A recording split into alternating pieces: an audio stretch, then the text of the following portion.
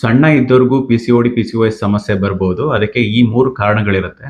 ಹಾಗೆ ಕೆಲವೊಂದು ಸೊಲ್ಯೂಷನ್ಸ್‌ಗಳನ್ನು ಕೂಡ ಈ ವಿಡಿಯೋದಲ್ಲಿ ಹೇಳ್ತೀನಿ. ಮೊದಲನೇದಾಗಿ ಕೆಲವೊಬ್ರು ಇನ್ಫರ್ಟಿಲಿಟಿ ಇಶ್ಯೂ ಇದ್ದಾಗ ಅಥವಾ ಪೀರಿಯಡ್ ಇರ್ರೆಗ್ಯುಲರ್ ಇದ್ದಾಗ ಹೋಗಿ ಅಲ್ಟ್ರಾಸೌಂಡ್ ಸ್ಕ್ಯಾನಿಂಗ್ ಮಾಡಿಸಿದಾಗ ಕೆಲವೊಬ್ಬರಿಗೆ ಪಿಸಿಒಎಂ ಅಂತ ಹೇಳ್ತಾರೆ, ಪಿಸಿಒಡಿ ಅಂತ ಹೇಳ್ತಾರೆ, ಪಿಸಿಒಎಸ್ ಅಂತ ಹೇಳ್ತಾರೆ.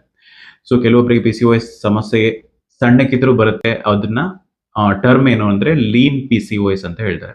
ಅಂದ್ರೆ ಇವರು ಅಂಡರ್ ಬಿಎಂಐ ವೆಯ್ಟ್ ಇದ್ರೂ ಕೂಡ ಇವರಿಗೆ ಪಿಸಿಒಡಿ ಇರೆಗ್ಯುಲರ್ ಪೀರಿಯಡ್ಸ್ ಇರ್ಬೋದು. ಯೂಶುವಲಿ ಸ್ಟೂಡೆಂಟ್ಗಳಲ್ಲಿ ಜಾಸ್ತಿ ಇರುತ್ತೆ ಇದು. ಕೆಲವೊಬ್ರು ತಾಯಂದ್ರು ಹೆಚ್ಚಾಗಿ ಅವ್ರ ಮಕ್ಕಳ ಕಂಡೀಷನ್ ಕೇಳ್ಕೊಂಡು ಬರ್ತಿರ್ತಾರೆ ನಮ್ಮ ಹತ್ರ.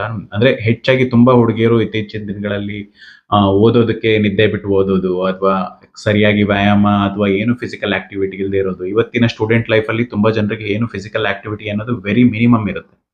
ಸೊ ಈ ಎಲ್ಲ ಕಾರಣಗಳಿಗೆ ಇನ್ಸುಲಿನ್ ರೆಸಿಸ್ಟೆನ್ಸ್ ಅನ್ನೋ ಒಂದು ಪ್ರಾಬ್ಲಮ್ ಡೆವಲಪ್ ಆಗಿ ಅದಾದ ನಂತರ ಅವರಿಗೆ ಹಾರ್ಮೋನ್ ಇಂಬ್ಯಾಲೆನ್ಸ್, ಫೇಶಿಯಲ್ ಹೇರ್ಸ್ ಇದೆಲ್ಲ ತೊಂದರೆಗಳು ಸ್ಟಾರ್ಟ್ ಆಗುತ್ತೆ. ಇದಕ್ಕೆ ಸೊಲ್ಯೂಷನ್ ಏನು ಅಂದ್ರೆ ನಾನು ನನ್ನ ಹಲವಾರು ವಿಡಿಯೋಗಳಲ್ಲಿ ಹೇಳಿದ್ದೀನಿ. ಒಂದು ಲೈಫ್ ಸ್ಟೈಲ್ ಚೇಂಜಸ್ ಮಾಡಬೇಕು.